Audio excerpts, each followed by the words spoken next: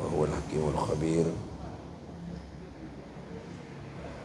أشهد أن لا إله إلا الله وحده لا شريك له الملك الحق المبين، وأشهد أن محمدا عبده ورسوله نبي بعده صادق الوعد الأمين.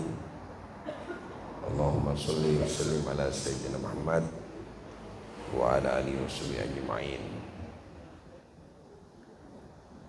أما بعد، فقال الله تعالى في القرآن العظيم: لقد جاءكم رسول من أنفسكم عزيز عليه ما عنتم حريص عليكم بالمؤمنين رؤوف رحيم فإن تولوا فقل حسبي الله لا عليه توكلت وهو رب العرش العظيم حسبي الله لا إله إلا هو عليه توكلت وهو رب العرش العظيم حسبي الله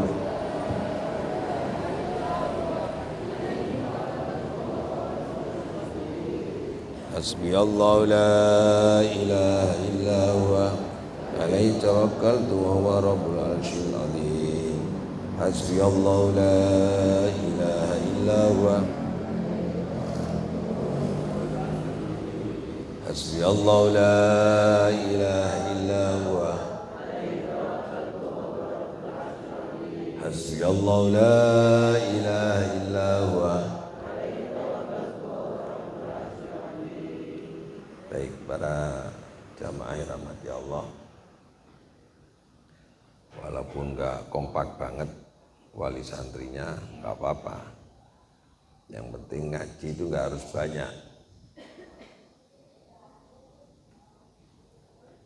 Saya itu biasa ngaji dengan 2 orang, 1 orang, apalagi lebih dari 10. Kemarin ngaji dengan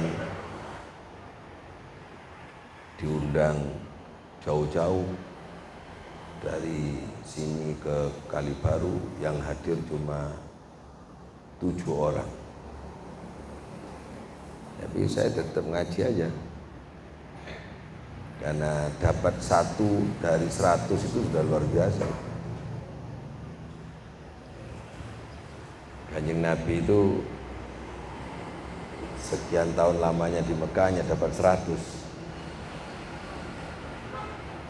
Nah, maka mari kita tetap semangat untuk mengkaji, memahami Al-Quran.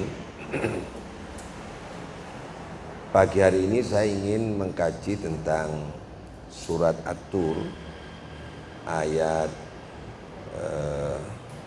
ke-21. Ini adalah ayat untuk orang tua dan juga untuk anak.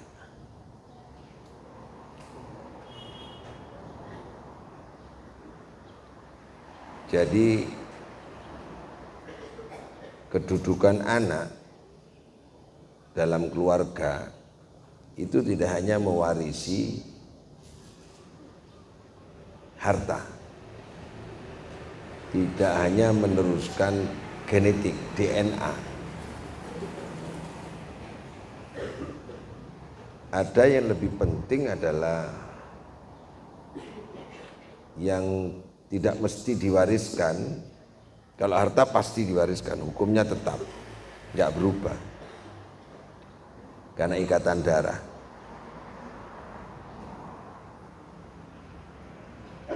Ada disebut dalam surah At-Tur gini, a'udzubillahi minasyaitonir rajim. Walladzina amanu, dan orang-orang yang beriman. Nah, ini wattaba'athum dzurriyyatuhum biimanin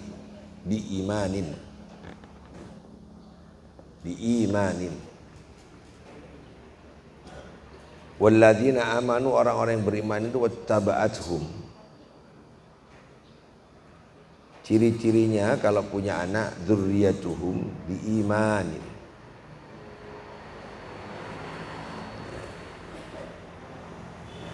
Itu anak cucunya, dzurriyahnya mengikuti atau mewarisi, melanjutkan jejak batin dan langkah pikirannya dalam iman. Ya, sekecil apapun imannya orang tua. Jadi kalau ada orang tua beriman, anaknya putus tidak beriman, ayo resikonya tinggi.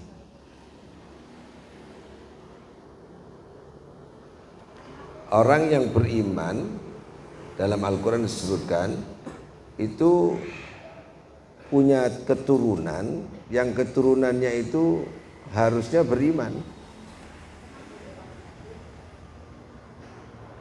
Kalau orang tuanya beriman dan berilmu, maka iman dan ilmunya harus terus diwariskan. Ini yang seharusnya. Mengikuti, anak itu mengikuti jejak imannya orang tuanya. Iman harus dimaknai luas kan, makanya ini biimanin nakiro.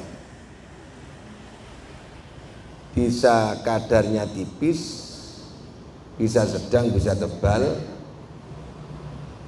bisa banyak, bisa sedikit, bisa sedang, bisa berwujud perilaku ucapan, bisa berwujud prestasi. Makna biimanin itu luas, ya. Makanya ditetapkan kalau dalam bahasa sorof itu adalah nakiro, untuk menunjukkan bahwa yang dimaksud iman itu berdimensi luas. Bapaknya ahli sodakoh, nah ini sodakoh karena iman, itu anaknya harus loman itu. Bapaknya suka mengajar, anaknya suka harus mengajar, karena mengajar itu cerminan dari iman. Bapaknya jadi pemimpin,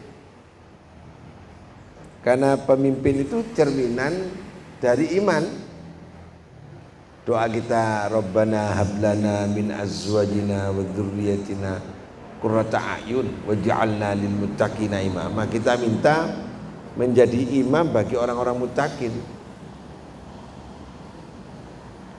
Bagaimana kalau orang tuanya bukan pemimpin, anaknya terus jadi pemimpin? Nah itu berarti meningkat, lebih tinggi posisinya dari orang tuanya. Setidak-tidaknya sama dalam konteks cerminan iman.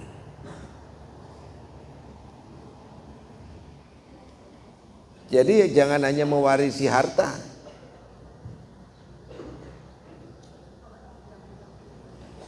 tidak hanya mewarisi posisi jabatan, ilmu, tapi iman. Di sini disebutkan adalah wattaba'athum dzurriyyatuhum biimanin.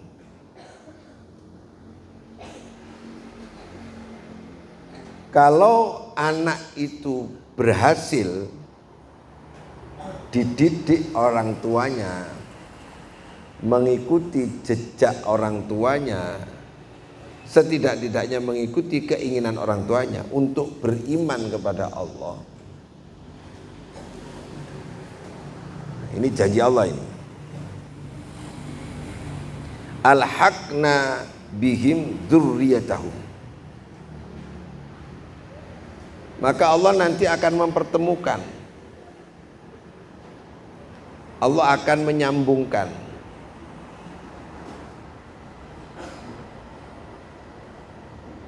orang tua yang tadi membimbing, mendidik terhadap anak-anaknya itu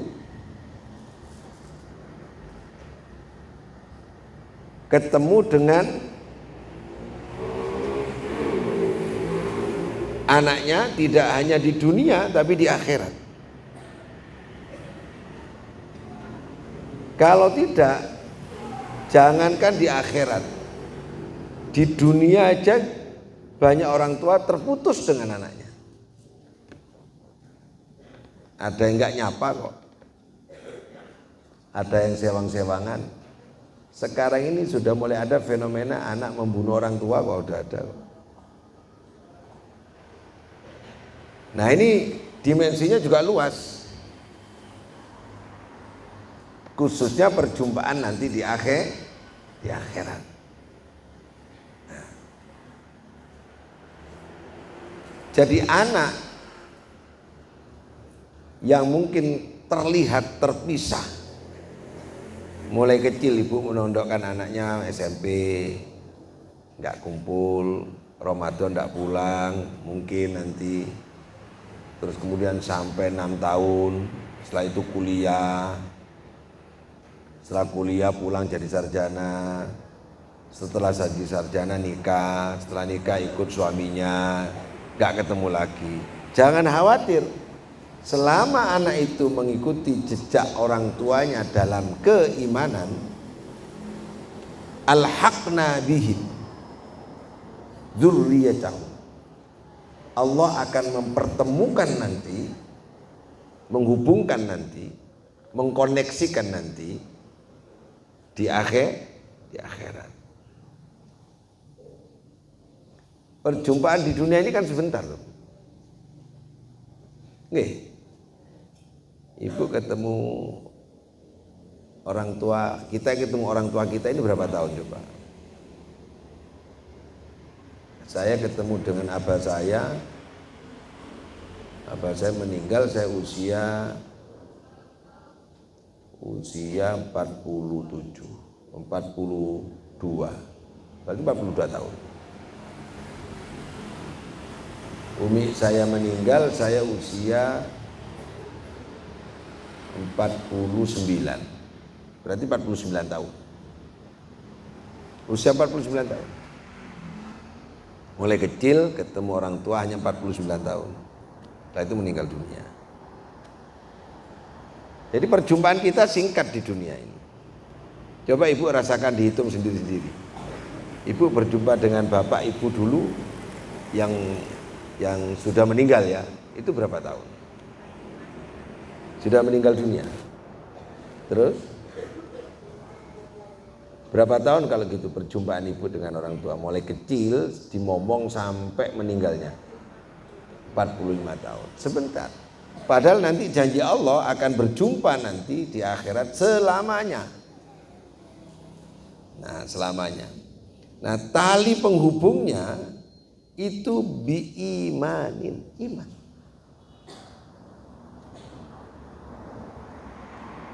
Iman tali penghubungnya. Ittaba'athum,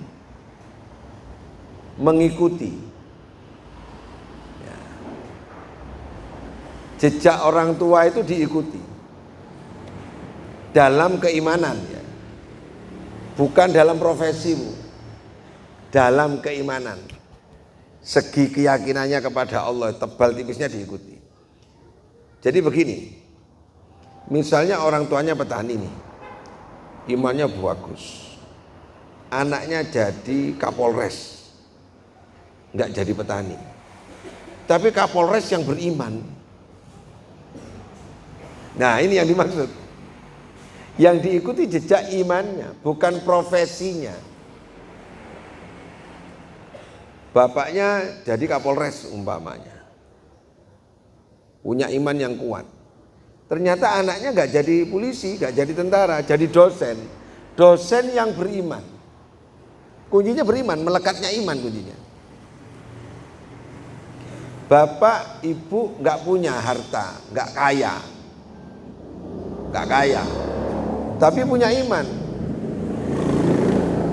Sholat tahajud, 5 waktu nggak pernah putus, dijaga betul.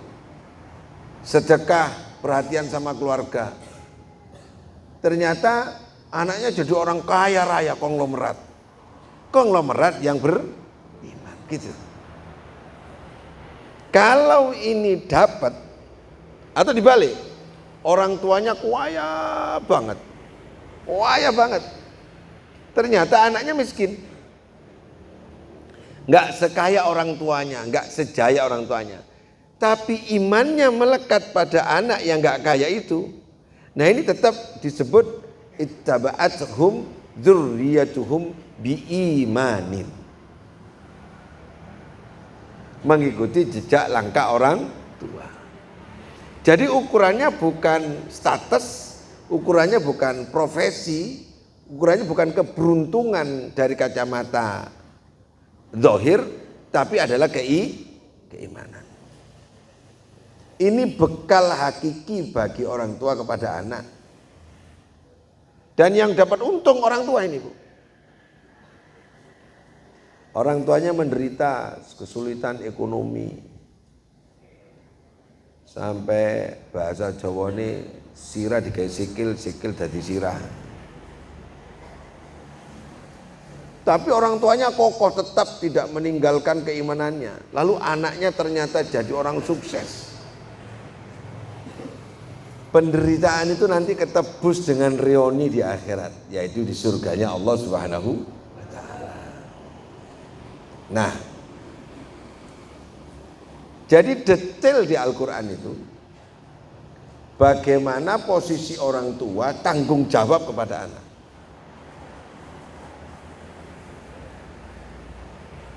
Yang kedua, wama alatnahum, wama alatnahum, dan Allah tidak akan memberi kerugian dan tidak akan mengalami rugi, ya, tidak akan jadi rugi.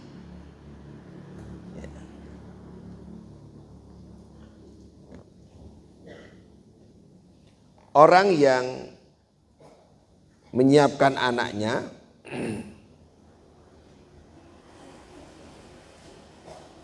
amal-amal yang pernah dilakukan orang tuanya sama sekali tidak mengalami kerugian. Sama sekali tidak mengalami kerugian.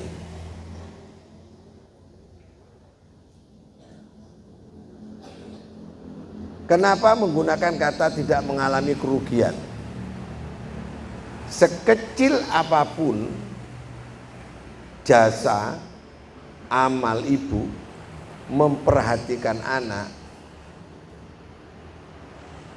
apalagi besar ini, apalagi besar ya, sampai kesulitan anggaran, sekecil apapun ini dihitung oleh Allah Subhanahu wa Ta'ala dan tidak akan pernah dikurangi, bahkan ditambah. Nah ini wilayahnya bukan wilayah logika, tapi wilayah makna kehidupan. Kadang-kadang ada sesuai fakta, Bu, tapi kita ini sebagai orang beriman harus melihatnya sebagai makna kehidupan. Kadang fakta ini membuat kita ini fenomena, itu kan fakta. Fakta itu membuat mata kita ini tertutupi kalau kita tidak pandai membuat makna kehidupan. Min syai'in, sedikit pun, ya.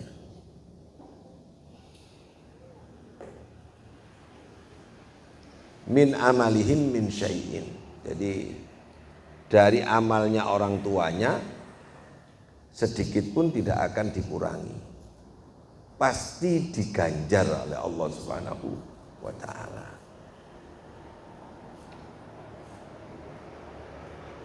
Kullu mri'in bima kasaba rohinun, karena setiap orang itu melekat kepada usahanya, usaha. Nah, saya ingin masuk kata usaha ini pada usaha zahiriyah dan usaha batiniyah, usaha spiritual, usaha intelektual, dan usaha manual. Nah, manual itu fisik. Kita coba bagaimana ceritanya Maryam. Ya Bu, Maryam itu hakikatnya sebagai perempuan oleh ibunya itu enggak diharap kelahirannya, Karena ibunya dan orang tua laki-lakinya Ali Imran itu dan Hana ibunya itu mengharapkan punya anak laki-laki. Karena dulu itu harapannya bisa merawat di Baitul Maqdis. Ternyata yang lahir perempuan. Apa kata doanya orang tuanya Maryam itu? Nanti kalau anak saya lahir laki-laki gitu ya, kira-kira begitu ya, biar enak memahaminya. Saya mohon kepada Allah bebaskan dari keterikatan dunia agar dia mengabdi penuh kepada Allah Subhanahu wa taala. Coba doanya begitu. Bebaskan dari keterikatan dunia agar dia mengabdi penuh kepada Allah Subhanahu wa taala. Nah, di doa ini berarti sebelum ibu itu hamil dan saat hamil ibu itu sudah berdoa.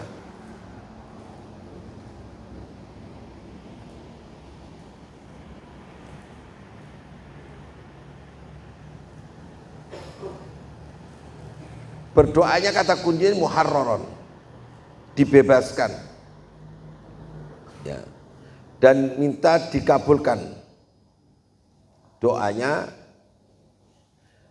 agar jadi seorang anak yang mengabdi penuh kepada Allah, dibebaskan dari keterikatan-keterikatan duniawi. Ini orang tua yang berdoa, baik ayahnya maupun ibunya. Dan ini jadi nadar bagi Imran. Pokoknya anak saya kalau lahir laki-laki wis kaatine tak kon ngurusi liya wis tak kon ngurusi masjid ae lah, kita kira-kira begitulah. Nah, kalau menggunakan bahasa kita begitu. Ya.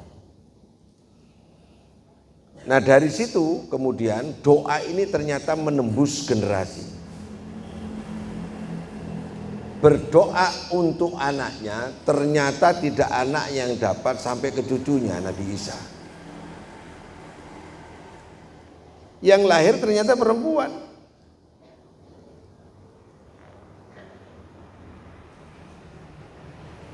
Ketika lahir perempuan, apa yang dikatakan? Wallahu a'lamu. Allah lebih mengerti tujuan dan maksud. Itu kan berarti doanya nggak dikabulkan. Ya, padahal tadi minta dikabulkan. Kesan doa ini kan dikabulkan punya anak laki-laki kan, Bu. Tapi kemudian dijawab wallahu a'lamu. Tawakal di situ kata kuncinya. Jadi kalau doa kesan yang menurut kita nggak dikabulkan, lalu kita kembalikan Allah yang Maha Tahu dan tidak sama sekali sedih atas kelahiran Maryam karena yang lahir perempuan, itu kunci doa itu justru bisa menembus generasi. Kekuatan spiritualitas itu bisa kemudian menembus ruang dan waktu. Lahirlah Maryam.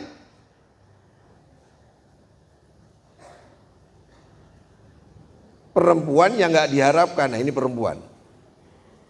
Lahir dari Ibu Hana, perempuan yang suci, lahir anak Maryam.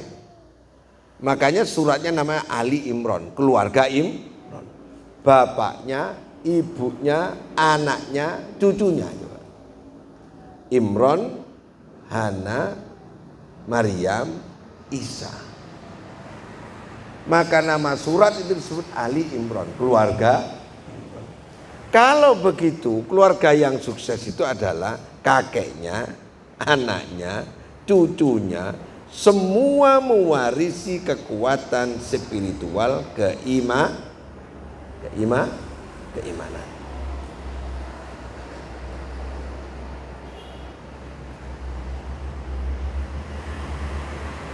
Suatu saat kita jadi kakek. Saya sudah jadi kakek. Ibu sudah jadi nenek belum? Belum. Nanti jadi nenek. Jadi doa kita ini harus menembus generasi, Bu. Kalau kita menyiapkan anak kita, hakikatnya juga menyiapkan cucu kita.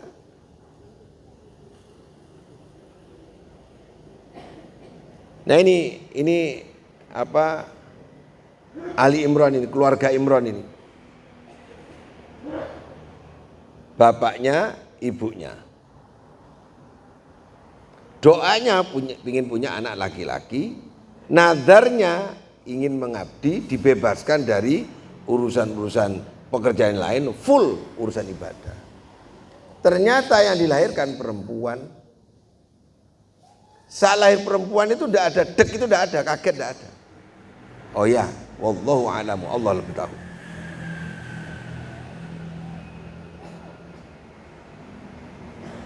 Samaituha Maryam. Kemudian diberi nama Maryam. Nah, setelah dikasih nama Maryam ini, singkat cerita, Maryam kemudian hamil tanpa suami. Nah, ini mukjizat. Jadi manusia suci.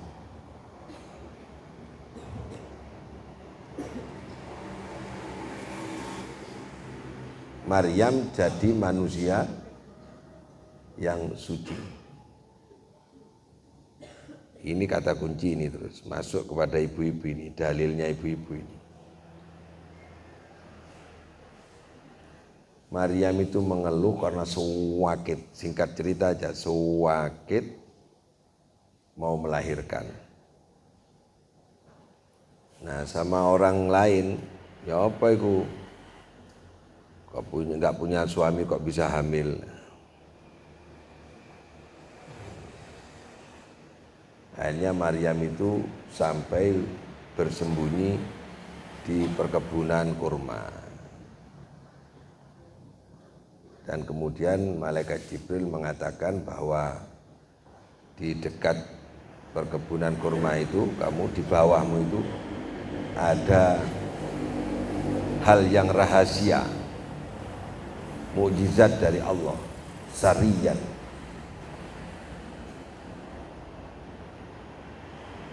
Yaitu air. Ada mata air. Di tafsirnya disebut mata air. Ada yang menyebut itu kehidupan mukjizat dari Allah. Ada yang mengatakan itu kurma yang sudah matang yang jatuh di bawahnya. Karena waktu itu lapar, haus, disudutkan, dihina, diolok-olok, katanya dituduh berzina sebab tidak ada suaminya. Nah, ini kehebatannya Maryam ini. Yang kedua, kemudian Maryam itu bernadar, saya tak diam aja wis. Sebelum bilang saya tak diam aja, sauman itu, Maryam diperintah oleh Allah.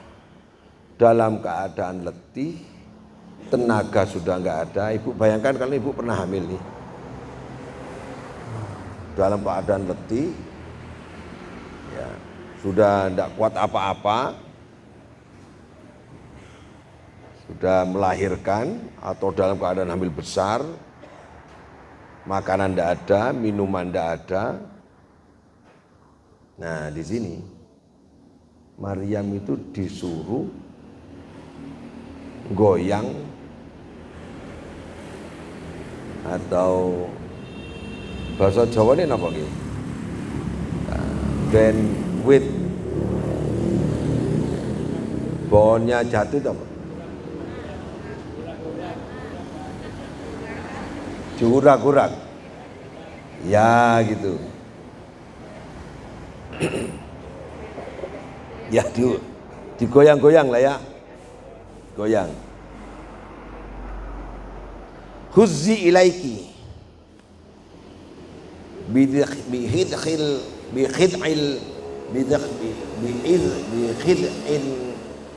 nakhlati. Jadi batang pangkalnya. Khid'un itu batang pangkalnya. Batang pangkalnya itu suruh goyang. Kalau batang pangkal suruh goyang kan tidak mungkin ya. Nah itu susah itu. Batangnya ya suruh goyang. Dalam kondisi lemah suruh menggoyang batang, bukan yang di atas, bukan suruh naik, tapi suruh goyang. Batangnya pohon kurma, kira-kira goyang nggak Bu? Nggak goyang. Apa yang ada dalam hikmah yang ada, rahasia yang ada? Orang yang sudah capek, yang nggak mungkin secara akal untuk mendapatkan sesuatu dan tenaganya sisa-sisa menggoyang sesuatu yang besar, apalagi pangkalnya, itu tidak mungkinlah kemudian merontokkan kurma, nggak mungkin. Nah di sini Bu, yang kita ngaji kemarin, faidza faragta. Nah ini di sini. Ketika kita itu sudah letih, capek, jangan berhenti berusaha itu. Kok tidak berdoa? Nah, kok nggak berdoa ini? Tapi disuruh khuzzi ilaiki bi khid'in nakhlati. Kenapa yang disuruh menggoyang itu adalah batangnya? Kok berdoalah kepadaku? Enggak begitu. Itu menandakan bahwa rumusnya begini secara filosofis. Kita ini mencari sebab agar lahir akibat, karena sesungguhnya penyebab dari seluruh sebab itu adalah Allah. Jadi ikhtiar itu hanya asbab. Ikhtiar itu sebab. Secara manusia, ikhtiar itu sebab. Jadi kita harus ikhtiar. Sesuatu yang nggak mungkin jadi mungkin. Pangkalnya pohon kurma digoyang itu nggak mungkin goyang itu. Nggak mungkin. Tapi Allah menghargai usahanya untuk mendapatkan sesuatu yang nggak mungkin. Di situ muncul mukjizat. Bisa didatangkan angin, bisa didatangkan hujan, bisa didatangkan hal lain, misalnya karena pohon kurmanya sudah matang, sudah waktunya jatuh, bisa jadi momentum itu. Berarti usaha itu ada momentum, ada waktu yang tepat untuk usaha itu. Jadi dorongnya Siti Maryam ke pangkal pohon kurma itu tepat waktunya saat kurma itu matang dan saatnya gugur. Jadi usaha kita ini Pak yang paling susah itu momentum namanya. Tahu nggak momentum? Ibu ngerti nggak momentum? Momentum ini gini Bu. Ibu kalau goreng telur, yang ditaruh di kompor kan wajannya dulu. Oke. Setelah itu kompornya dikasih, wajannya dikasih minyak. Kalau waktu ngasih minyak belum panas, telurnya dimasukkan, berdedek nggak? Berdedek ya. Berdedek. Kalau kepanasan banget, digoreng, dimasukkan, gosong nggak? Gosong. Kapan saat yang tepat? Ibu tahu itu sebagai ibu rumah tangga yang biasa goreng ikan itu. Mau telur mata sapi, mau telur dadar. Ini kira-kira pas enggak? Ketika panasnya pas panasnya. Telur dimasukkan, sreng. Nah, itu namanya momentum. Momentum itu diperintah oleh Allah saat musim gugur. Buah sudah tua. Yang sulit dalam mencari rezeki itu momentum, Pak. Kok pas ono rezeki ya? Nah itu yang sulit. Bersamaan kehendak Allah dan ikhtiar. Nah kita waktu ikhtiar nggak dapat, gagal karena nggak bersama dengan kehendak. Harus mengulang lagi terus menerus.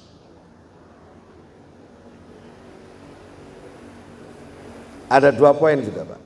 1, doa dari orang tua tadi. 2, ikhtiar anak. Orang tua yang mendoakan anaknya, itu poin 1. Anak yang ikhtiar untuk mendapatkan kurma, itu yang kedua. Nggak bisa anak disuruh ikhtiar saja, orang tua nggak berdoa. Jadi kalau doanya setelah anak lahir, Bu, terlambat sudah. Sebenarnya terlambat, Pak. Karena doa itu saat dalam kehamilan. Nanti anak saya fi batnihi, yang di dalam perut saya ini, fi batni ya, yang di dalam perut itu nanti lahir besar. Nah itu kata kuncinya, doa sebelum lahir, bukan doa setelah besar. Ya nggak salah, doanya sekarang nggak salah, tapi rekomendasi Quran itu adalah doanya sebelum lahir, saat hamil, bahkan sebelum hamil, ya saat nikah itu. Jadi saat nikah itu kita harus sudah punya keinginan, saya kalau nikah nanti dan punya anak, harus begitu. Ya. Nah, itu yang kedua. Orang tua berdoa, anak ikhtiar. Nah, sekarang untuk santri nih, dengerin, yang tidur-tidur bangun.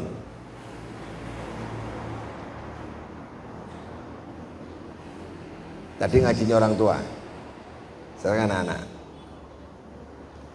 Setelah anaknya yang namanya Maryam ini ikhtiar dan kemudian lahir seorang anak, dicaci maki karena dianggap tidak punya ayah. Anak itu menjawab,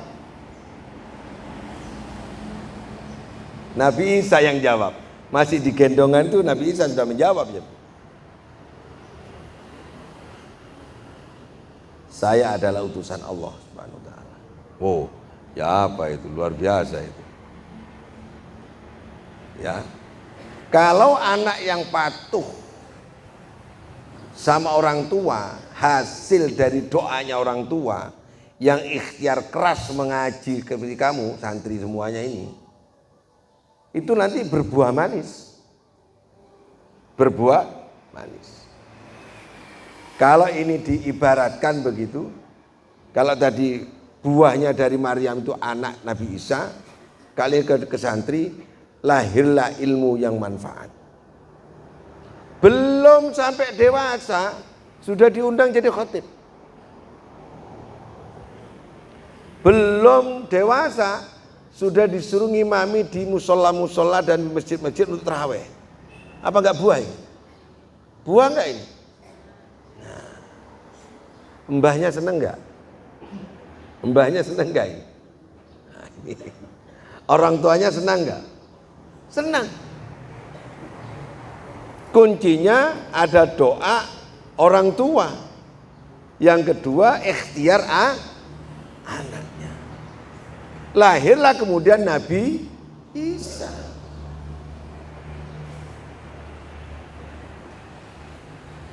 Nah, lahir Nabi Isa ini luar biasa kemudian.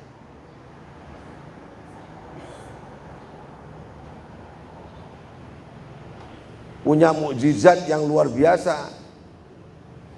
Dikasih keunggulan yang luar biasa sampai ada yang salah paham dengan Nabi, salah persepsi dengan Nabi Isa. Saking hebatnya. Nah, itu saya nyebutnya adalah doa itu menembus generasi. Yang didoakan anaknya ternyata sampai kepada cucunya diangkat jadi nabi. Itu Bapak Ibu yang saya hormati. Apakah ada orang tua yang kemudian anaknya tidak mengikuti jejak imannya orang tuanya? Ada. Dicontohkan di Al-Quran adalah Nabi Nuh. Wa nada Nuhun rabbahu. Nuh itu menyeru kepada Allah Subhanahu wa taala. Qala ya Allah, innabni min ahli. Ini Kan'an ini anak saya ya Allah. Qala ya Nuh, kata Allah, hei Nuh, anakmu innahu laisa min ahlik. Anakmu itu bukan keluargamu. Coba Pak. Padahal Kan'an itu lahir dari istri dari Nabi Nuh. Tapi Allah mengatakan anak kandung ini innahu laisa min ahlik. Dia itu bukan keluargamu. Kenapa ya Allah? Karena Kan'an ini innahu amalun ghairu sholeh. Karena dia tidak beramal soleh. Ibu beriman, anaknya tidak beramal soleh, putus itu di mata Allah Subhanahu wa taala. Enggak sambung. Enggak al-haqna lagi sudah. Enggak disambungkan oleh Allah Subhanahu wa taala, putus. Nah, ini bahayanya kalau punya anak ternyata enggak bisa mewarisi dan mengikuti jejak iman orang tua.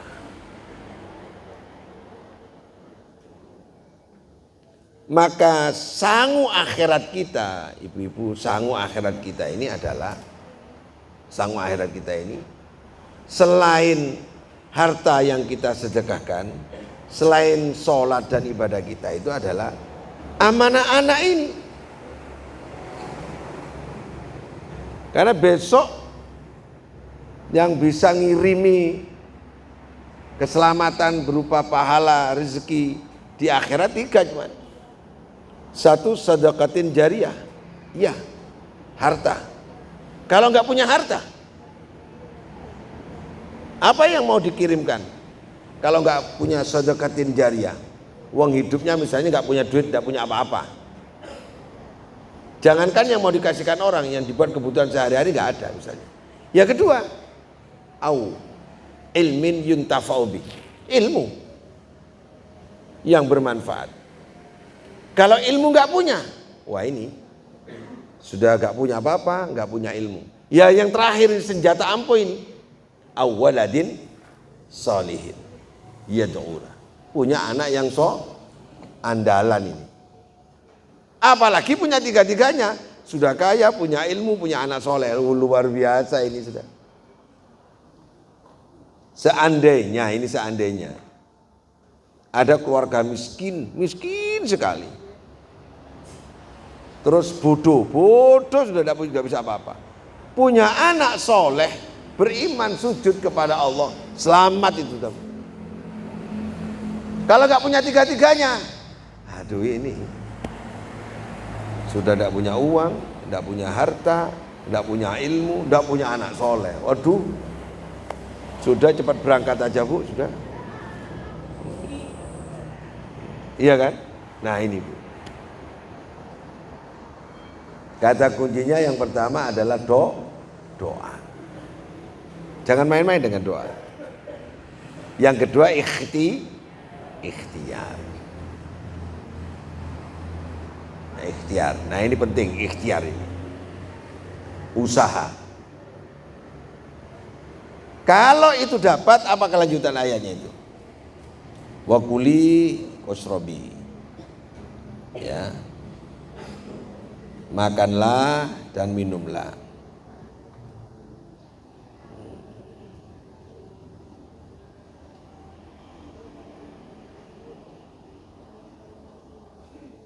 Wa qarri ainain. Wa qarri ainan. Nah, kemudian bersenang-senanglah kau. Kemudian suruh senang-senang.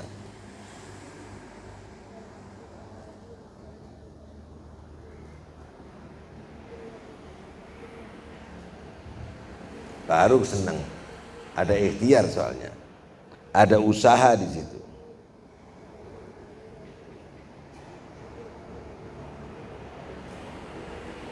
Jadi ikhtiar dan doa harus jadi satu. Kalau sudah demikian, berarti keluarga kita baru disebut sakinah, mawaddah, warahmah. Baru disebut keluarga sakinah, mawaddah, warahmah. Bapaknya, ibunya, anaknya, cucunya. Ini kan cerita keluarga Imran ini. Maka ayat tentang doanya Imran dan istrinya Hana itu ada di surat Ali Imran. Kemudian tentang Maryamnya ada di surat Maryam dan Nabi Isa. Salah satu yang paling penting perempuan yang disebut dalam Al-Quran adalah Maryam. Jadi kalau gitu ibu-ibu ndak usah pesimis punya anak perempuan. Anakku wedok loh. Itu singgarai gak mandi ngomong anakku wedok kan itu menyesal. Apa ya lek anakmu lanang. Nah itu. Iya kan? Sering gak kita ngomong gitu itu? Anakku wedok kabeh. Nah, ndak boleh. Wallahu a'lam. Allah yang tahu. Ada lagi kebalikannya, anakku lanang kabeh kan kepingin wedok aku. Kembalikan semua ini rencana dari Allah Subhanahu. Berarti kata kuncinya apa ya Pak? Yakin dulu. Tawakal itu. Hasbiyallah la ilaha illahu alaihi tawakkaltu. Ketika lahir Maryam gak seperti yang diharapkan, gak ada sedikit pun menyesal dan menyalahkan, bahkan menyatakan engkau yang tahu ya, tawakal langsung kepada Allah. Kata kuncinya di situ. Jadi kuncinya Bu, mulai hari ini jangan sampai ada perkataan ya apa. Enak awakmu anak lanang iso dadi khotib, iso dadi imam. Lah anakku kan ndak prakteknya ya apa ngarek wedok. Nah, ndak usah disesali. Bisa jadi nanti lahir dari putrinya ibu seorang ulama besar seperti Isa lahir dari perutnya Siti Maryam. Begitu cara berpikir logikanya itu.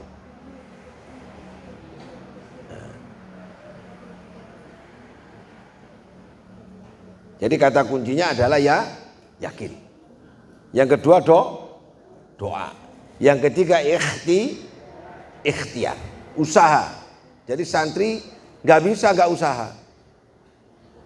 Aku nggak mungkin katanya Faris misalnya ngejar di kas gak mungkin aku kadoni putus aku tak leren aja jadi anu santri mondok wis pulang aja.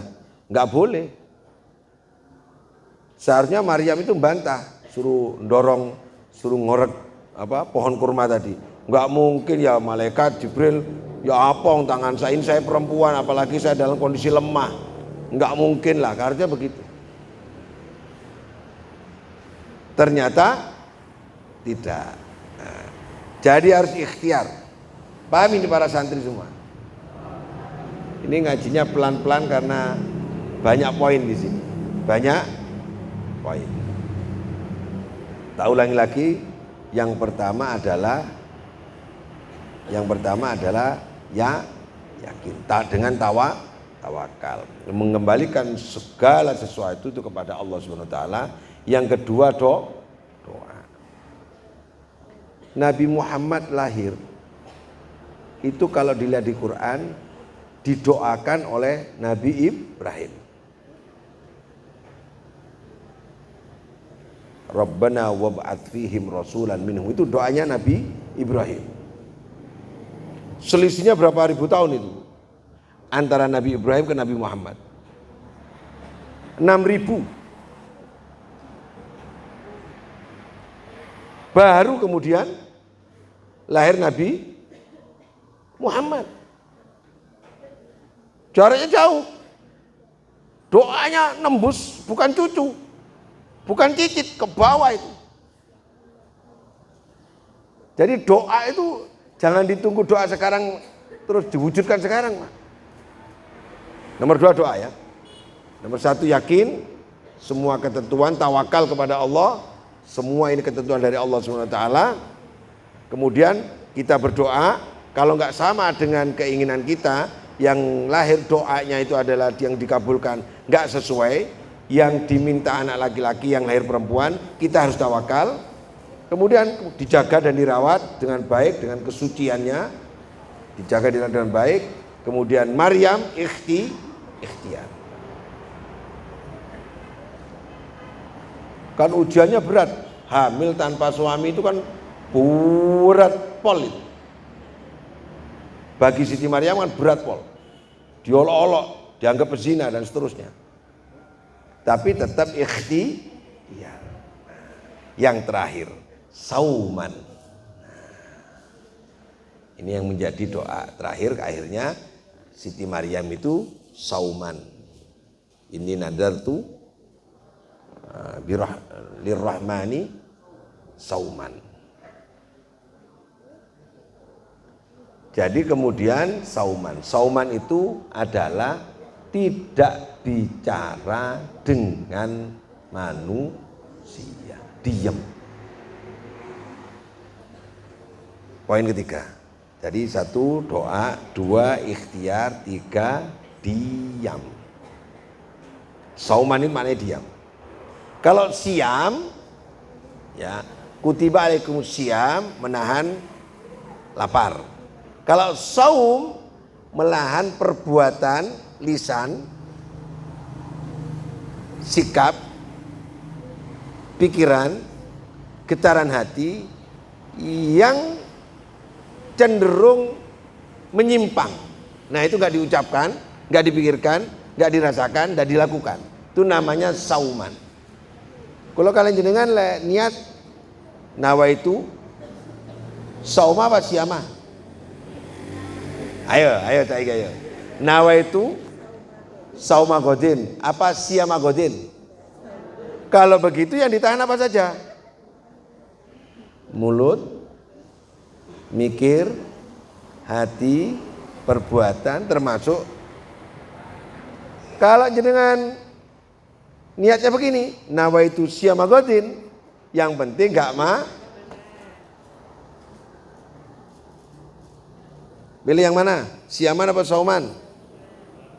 Nawaitu. Nanti kalau puasa, kalau niatnya nawaitu sauma godin, sejak niat jaga mulut, jaga hati, jaga pikiran, jaga perilaku, bukan hanya jaga makanan. Nah kita niatnya sauma godin, tapi yang dijaga makanan, mulutnya enggak dijaga.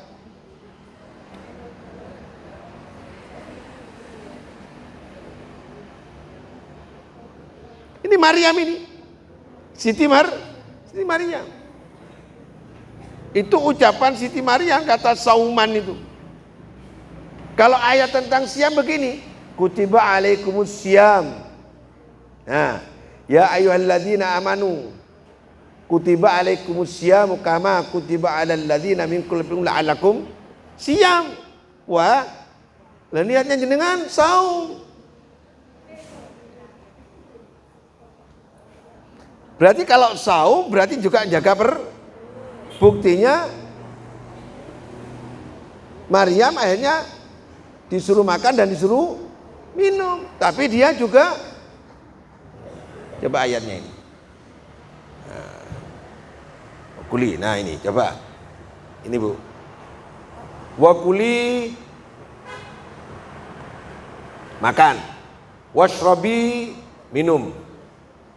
Waqarri ainan. Ini bersenang-senang. Dengan makanan ini senang dia, ya. Terus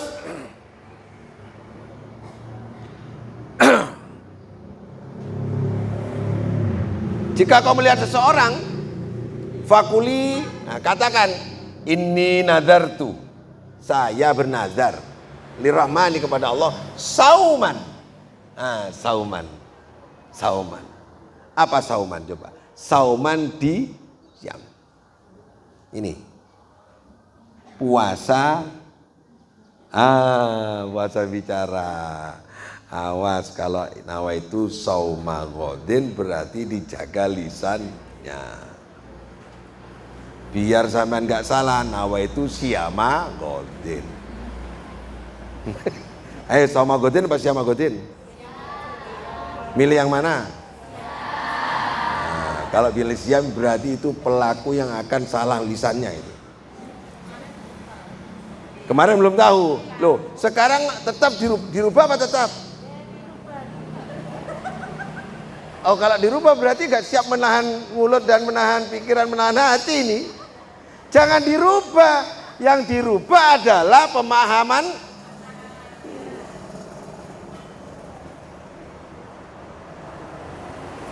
Dan aku tidak akan bicara dengan siapa saja. Falan, tidak akan pernah.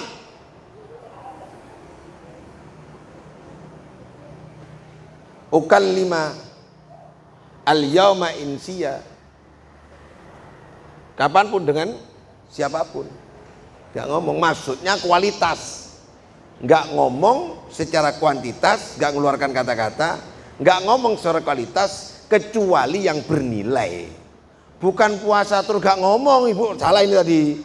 Sauman bukan gak ngomong, maksudnya gak ngomong yang Siaman apa sauman? Sauman, bagus. Ini makan, minum, tapi saum. Ayo, nawa itu. Nah, tadi mungkin pahanya suruh diem. Bukan disuruh diam, terus gak ngomong, terus gak surat, ngomong nang bojo gak surat, ngomong nang. Wah berat ini, bukan.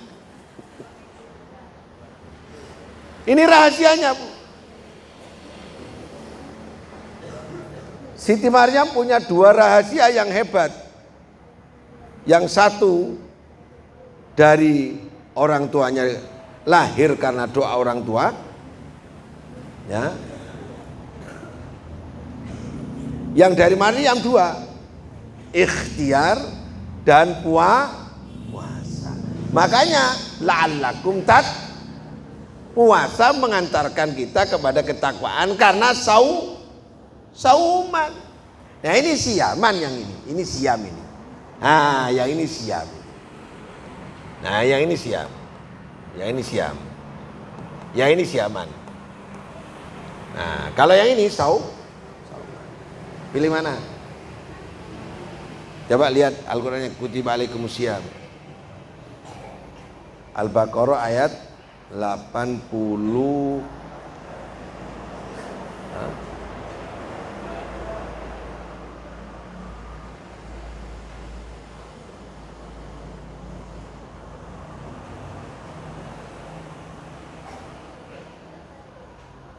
Nah, siam, siam Bu. Tadi saum. Sekarang siam. Sama pilih siam apa saum?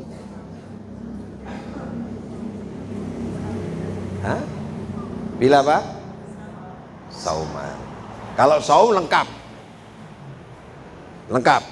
paketnya lengkap, termasuk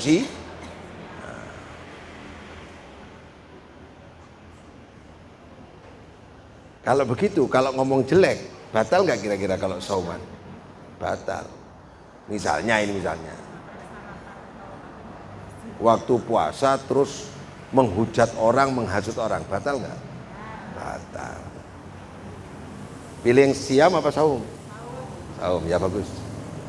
Nah, kita mulai lagi. Tadi saya pelan-pelan sambil menunggu jadengan yang baru datang ini. Kita mulai lagi dari awal. Yang baru datang ini, biar karena ini tadi banyak materinya ya, pelan-pelan saya. Dari surat Ali Imran ayat 35. Kumpulkan aja jadi satu. Bisa nggak dikumpulkan jadi satu? Kan ada WA itu tadi. Nggak bisa. Ali Imran 35, Ali Imran 36. Kumpulkan jadi satu coba. Ali Imran 35, 36, Maryam 24, 25, 26. Bisa? Nah, yuk kumpulkan dulu.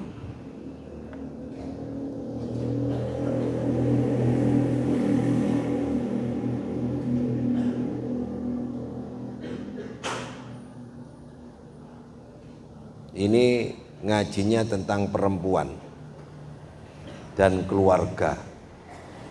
Ali nanti ada Zakaria, Bu. Ada Nabi Zakaria. Nabi Zakaria punya anak namanya Yahya. Sama-sama puasa, sama-sama tidak bicara.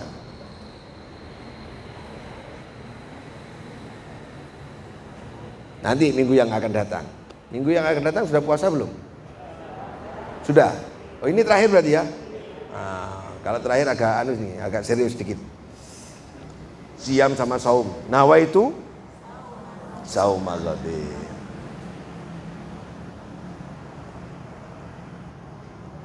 Sudah? Belum?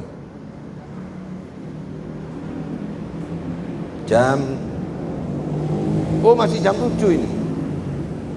Masih jam 7. Ambil kitab Ihya itu.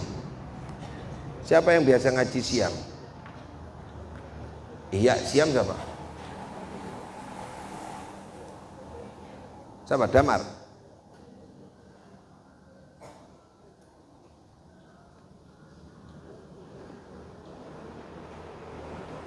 Rafki. Mana Rafki? Kitab Ihya ngaji siang. Ayo. Ibu-ibu ini biar bacaan nawaitu siam agotin. Saum agotin. Wis. Kok iku?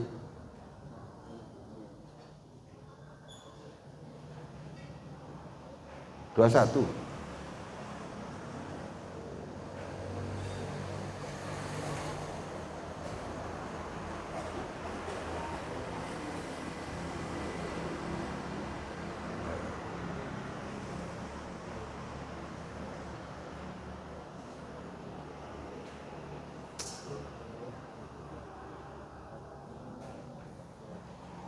Waduh, suwi Gus tak WA mulai mau kan.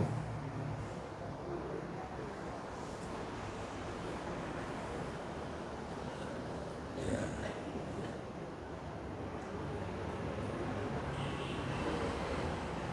Ayo, Raf, Ihya bab siang Imron ya, tadi ya Pak ya.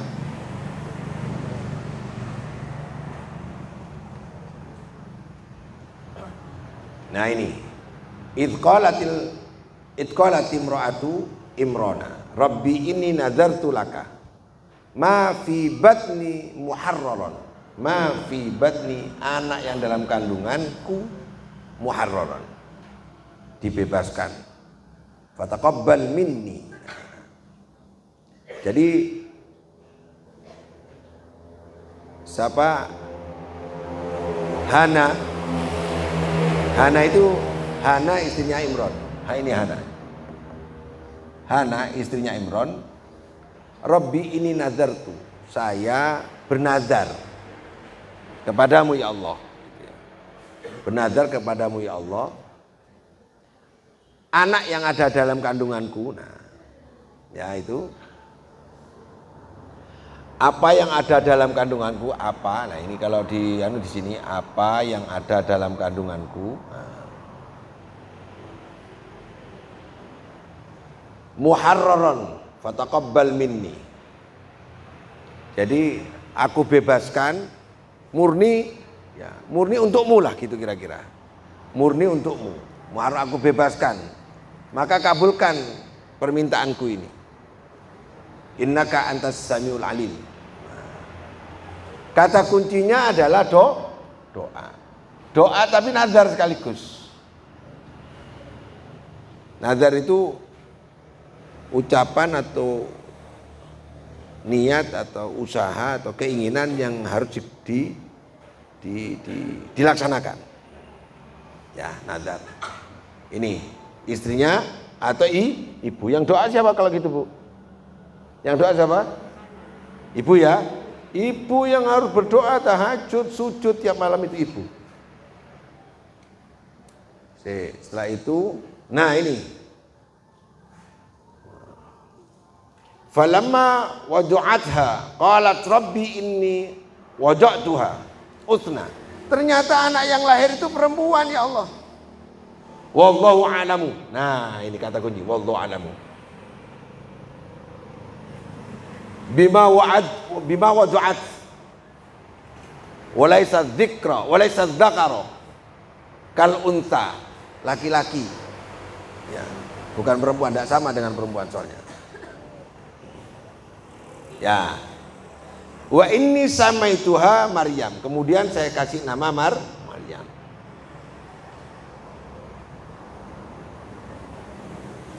Maka aku memohon kepadamu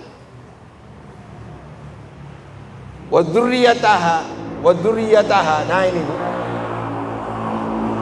Jadi doanya begini, nembus generasi doanya. Ya. Berdoa untuk anak laki-laki, ternyata yang lahir perempuan. Ketika perempuan yang lahir,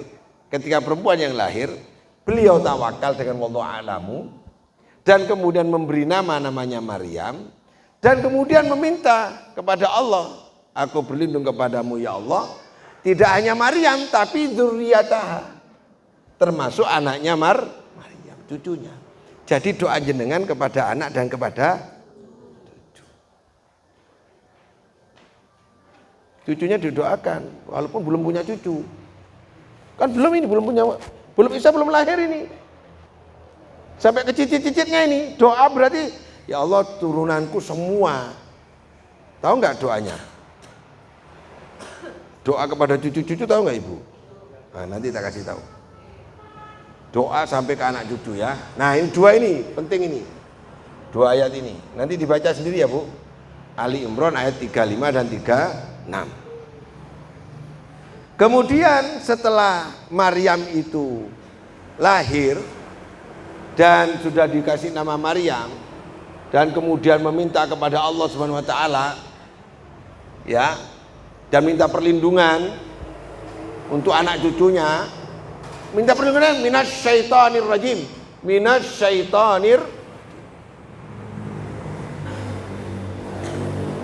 awas Bu, mintanya doanya itu perlindungan ya, perlindungan dari minasyaitonir rajim.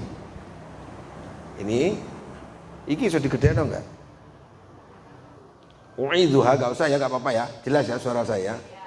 U'idzuha, aku minta perlindungan untuk Maryam ya. Dan termasuk wa dzurriyyataha, dan keturunan-keturunannya minasyaitonir rajim. Apa minasyaitonir rajim ini? Nah, ini dibuat ngaji bisa 1 jam. Syaiton itu sifat, bukan makhluk.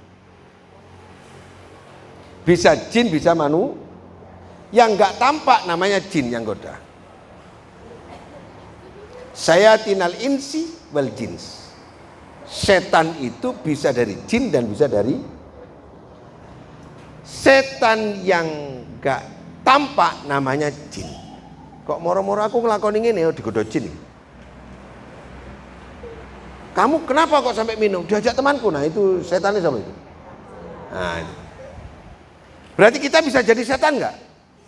Nah, jangan ngolokkan setan, kita bisa jadi setan kok. Oke? Berarti siapa ini yang bisa jadi setan? Peluangnya 1, teman. 2, orang tua bisa. Weh lereno gak semondok wis. Ngaji tok dadi apa awakmu? Setan sapa? Mbae. Weh aku kangen mbek awakmu weh lereno aku wis gak usah. Ngaji tok ae gak mulih dari neneke saking sayang. Setane sapa? Mbae. Lha iya ta? Nggih. Apa kok mulai ku? Anu ditunggu pacarnya. Setane sinten?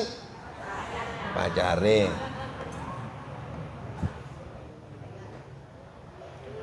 Boleh mondok piro sak wulan 1 juta. Tukono sepeda lah enak.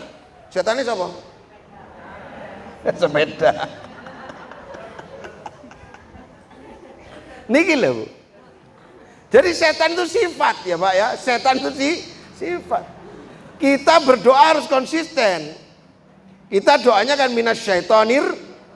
Nah, minasyaitonir rajim. Coba ini. Minasyaitonir rajim. Iki gak ketok. Kil, akil. Iki penting kil sing iki kil.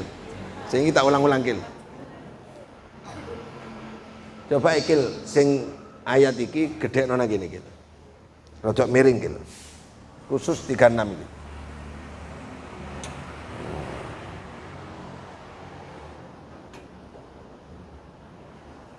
Bukan iki, rodok miring ben Bapak durung ketok. Nah, kurang gede kil. Kok iki sih kil?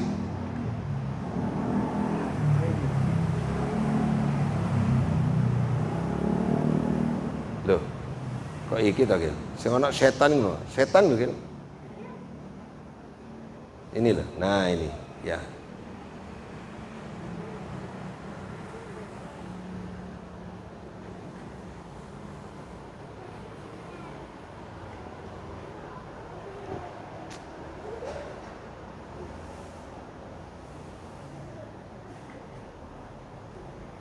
Miring na Didi.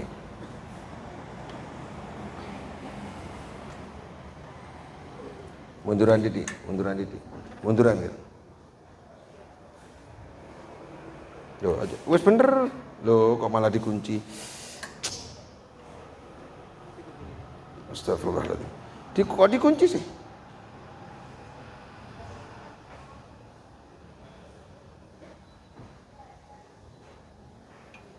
Duduk ya. Munduran mana? Iku deh. Terus Gil. Ya Allah Gil, kon Gil. Angkatan tak Gil, ya Allah Gil.